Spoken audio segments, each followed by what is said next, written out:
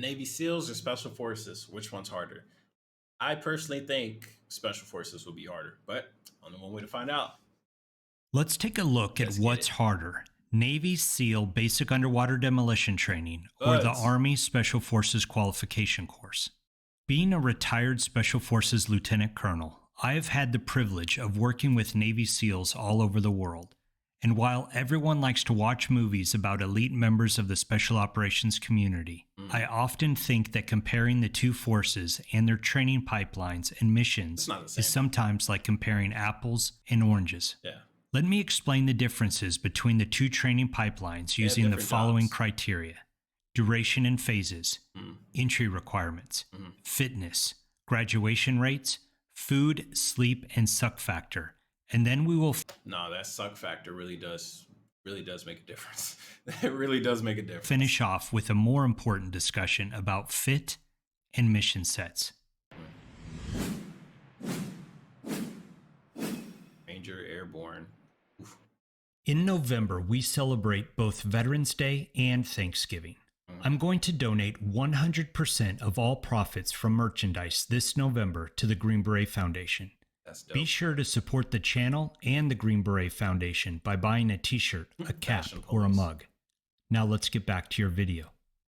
For enlisted men with SEAL contracts, you start the process by shipping out to the Naval Special Warfare Prep School in Great Lakes, Illinois. NSW Prep is 2 months.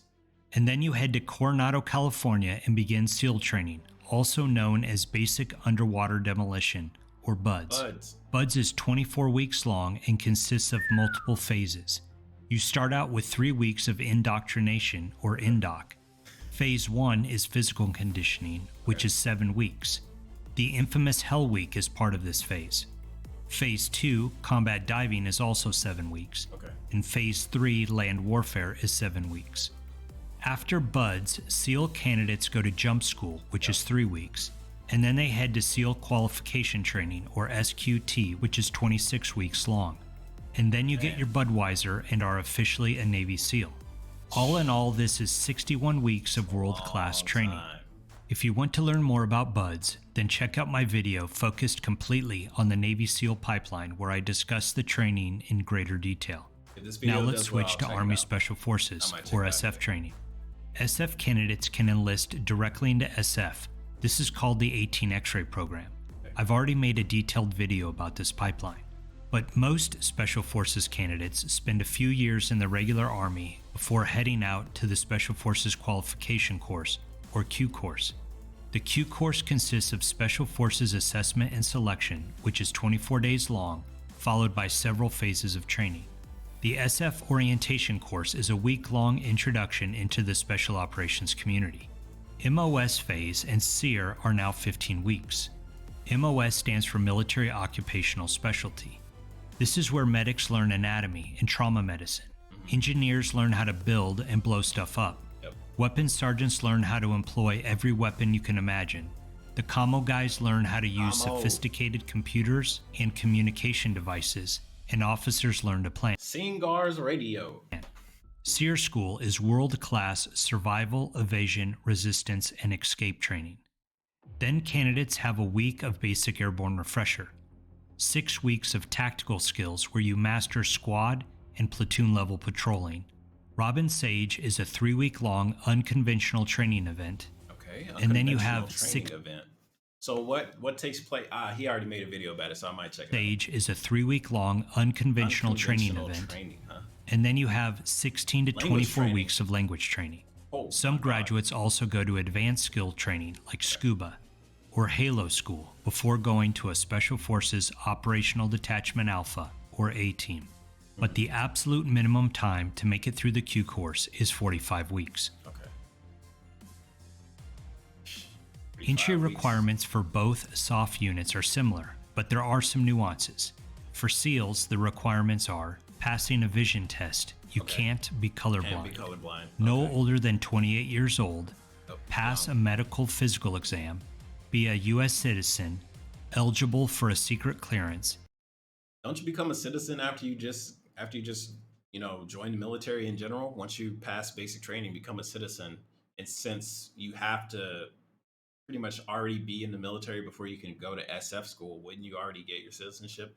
I talked to a couple people that when they joined, they were from other countries and they were getting their citizenship. But I don't know if it's instantly. I'm pretty sure there's paperwork and stuff like that. But I don't know if it just took them a couple weeks or months or maybe years. But I know as soon as you graduate, you get your citizenship. I just don't know exactly when.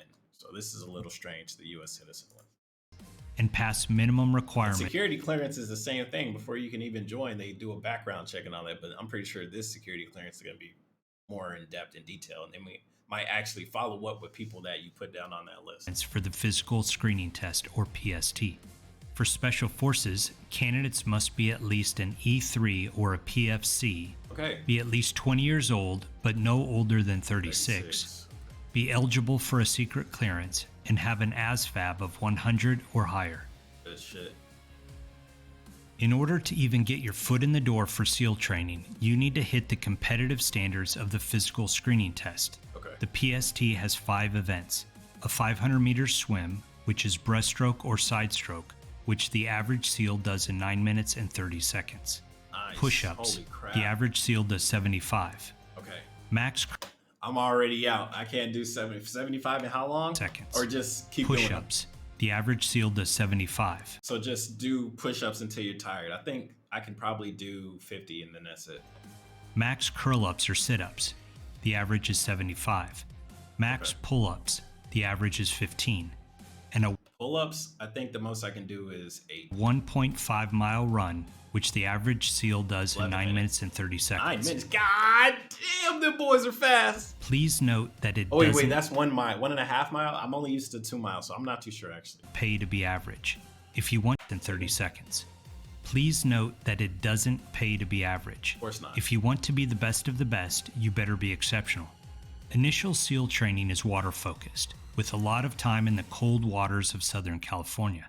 Hell Week is a grueling 5.5-day stretch where each candidate sleeps for only 4 total hours, but runs more than 200 miles and does physical training for more than 20 hours per day. It'll break The physical requirements for the remaining phases of training are less for harassment and more to prepare for combat and tactical training. This includes ruck marches, subsurface infills, patrolling with heavy rucks, and close quarters combat with heavy body armor. I've never met an out-of-shape Navy SEAL, and to overstate the obvious, fitness is a way of life for those within the SEAL community. Facts. The physical standard. I believe it. Like, you guys finish working for the day, y'all headed to the gym. Of course. Why even ask that? After we get off work, we go straight to the gym, go to chow. We might hit the gym again before we go to bed. Like, boy, crazy. Standards for the Q is a way of life for those within the SEAL community. Of course. The physical standards for the Q course are also high, but they don't publish them. They just encourage you to give 100%. Sometimes that's crazy too, because if you tell people, they'll be like, okay, I just need to get the minimum. I just need to get the minimum and I make it. If you don't know what the minimum is, you're going to give 100% effort, because you don't want to be like, damn, I don't really know. I'm almost there. I'm tired though. But maybe I can make it. I don't know. Like, you have no choice but to go all out, which is smart. It's very smart, honestly.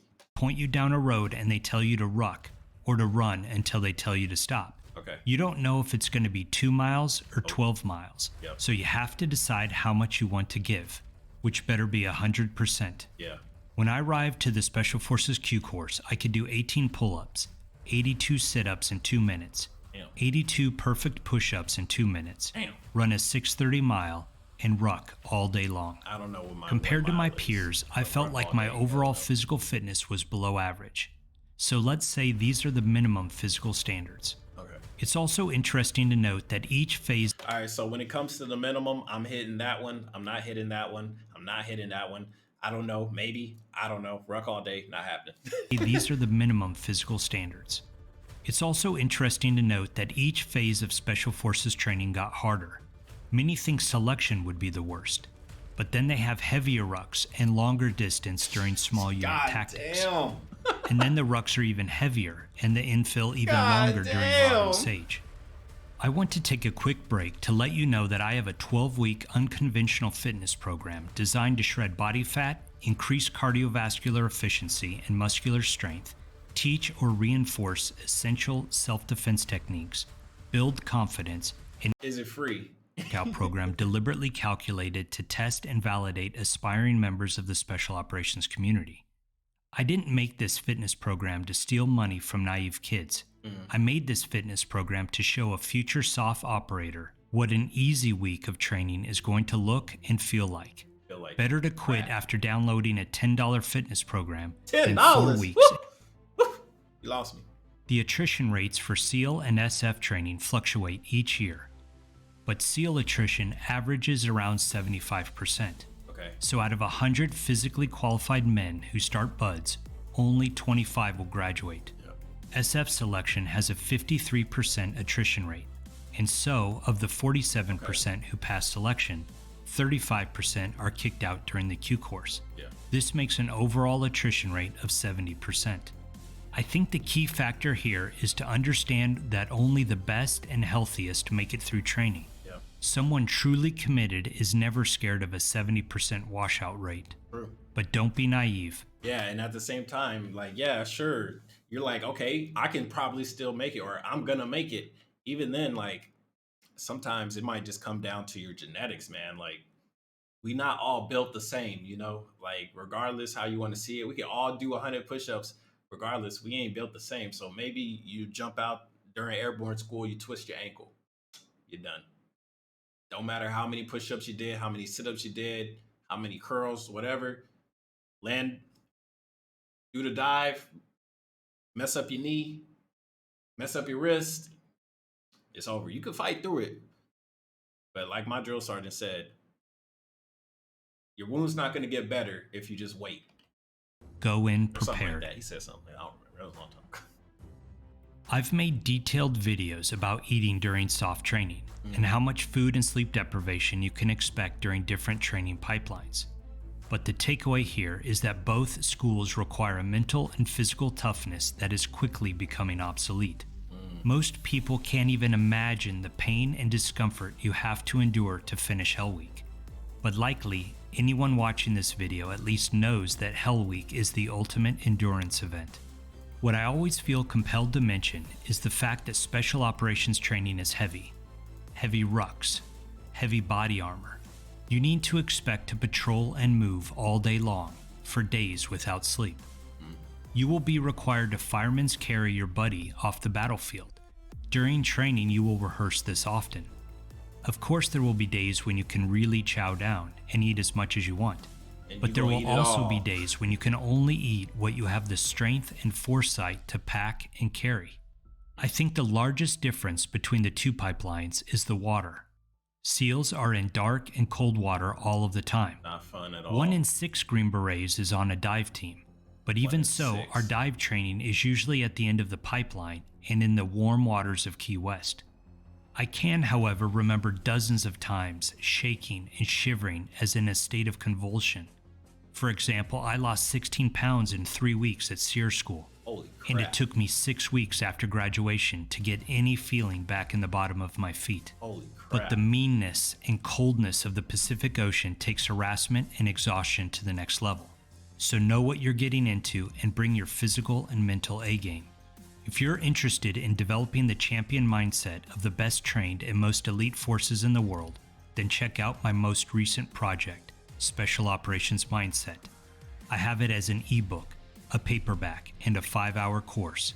I'll leave links below. Now let's finish off with the more important questions about where I would fit in better and mission sets. I don't want to make fun of you, but the amateur asks how hard is Navy SEAL training? How hard is the Q course? But the professional asks, what do these guys do? What are their missions? An amateur says, I want to be a Navy SEAL. I want to be a Green Beret.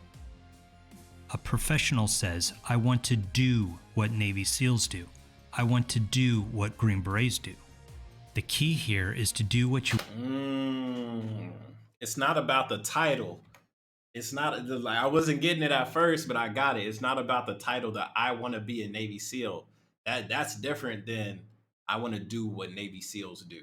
That's totally different because one is reaching for the glory. I want to be a SEAL. I am a SEAL too. I just want to do the job. What do they do?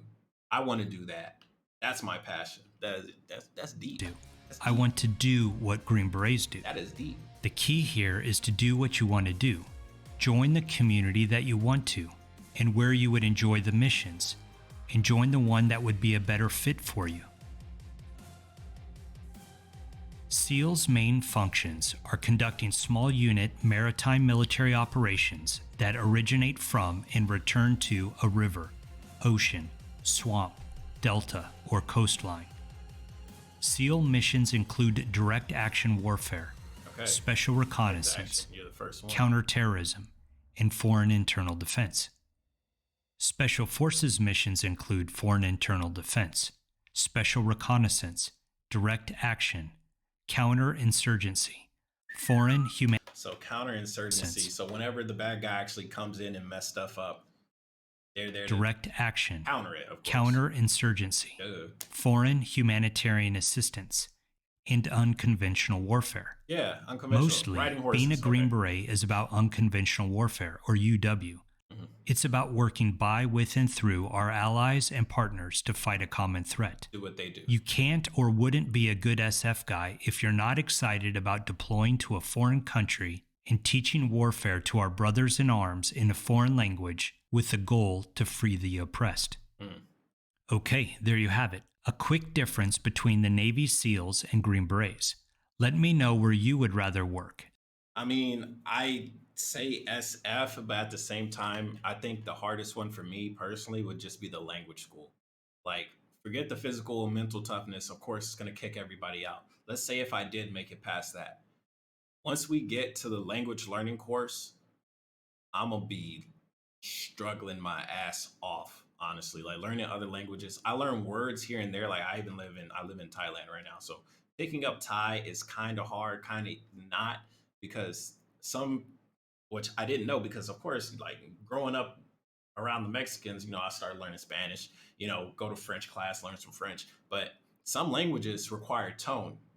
Like the word my in Thai, my can mean no, my can mean rice, mine can mean a whole bunch of things depending on how you say it, like my, like different ways you say it means a different thing. So stuff like that is definitely going to be tricky for me, and I don't think I can make it. SEAL or SF, and why in the comments below. Thanks for watching. The SEAL, man, honestly, like if I wanted to be a SEAL, I think I'd probably be able to when I was younger, because I had such a hard head that like no matter what it was, I was going to do it. When everybody was like, oh, you're not going to join the army, oh, you're not going to make it, fucking prove them wrong. Like, and at that same point that I might not, because instead of doing it for me, I'm doing it to prove somebody else wrong, which might not necessarily even help me, right? But this was amazing, an amazing video, man. I love this shit. I'm definitely gonna check out more. I should have been subscribed a long time ago. I've seen this channel before, but yeah, what's harder, Navy SEAL, Special Forces? For me personally, I think I'm gonna go with SF, because that language course, done.